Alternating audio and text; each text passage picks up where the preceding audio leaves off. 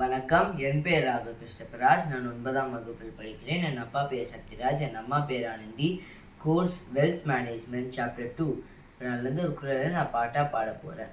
நுண்மான் நுழைப்புலம் இல்லா நெழில் நலம் மண்மான் புனை பாவையற்று. நுண்மான் நுழைப்புலம் இல்லா நெழில் நலம் மண்மான் புனை பாவையற்று. மதி நுட்பம் இல்லாம போனா மண்ணாலான பொம்மை போல வீணாக போகும்.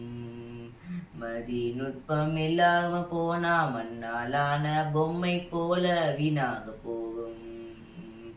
நுண்மான் நுழைப்புலம் இல்லா நெழில் நலம் மண்மான் புனை பாவையற்று.